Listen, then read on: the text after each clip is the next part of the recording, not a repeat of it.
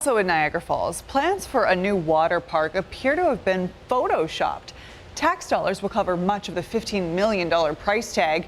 I-Team Chief Investigator Charlie Specht found these pictures appear to be stolen from a failed water park overseas.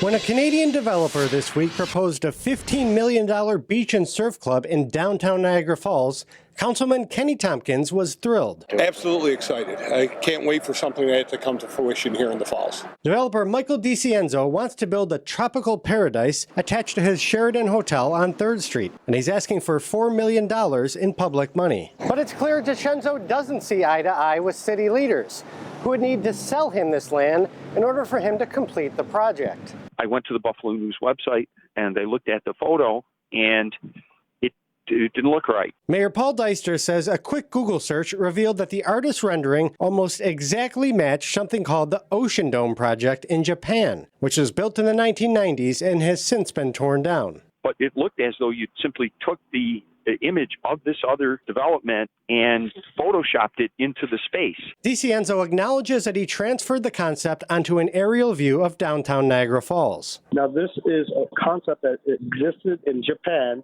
and I said this is for inspirational purposes. Then there's pictures of surfers and stingrays, and what appears to be a cropped-out version of the Japanese project proposed for the falls. I don't claim that I own those pictures, but they're purely inspirational. Every project we do starts off that way. DiCienzo says one of the reasons he didn't create a new drawing of his own is that 2 years ago, he spent $150,000 creating plans for a Daredevil-themed water park in the same spot, only to have state officials turn down his plan because of the stalled Wonder Falls development. Other failed projects in the falls include the Aqua Falls underground aquarium, which left a massive hole in the middle of downtown, and the Wizard of Oz theme park in Wheatfield, whose yellow brick road led to nowhere. City leaders differ on whether the renderings for the beach club are deceptive, and whether that even matters. And if I were shopping for a used car on Craigslist and, I negotiated the price and all the rest of that, and I show up and the car that I'm buying is not the car that was in the illustration, I'd be concerned,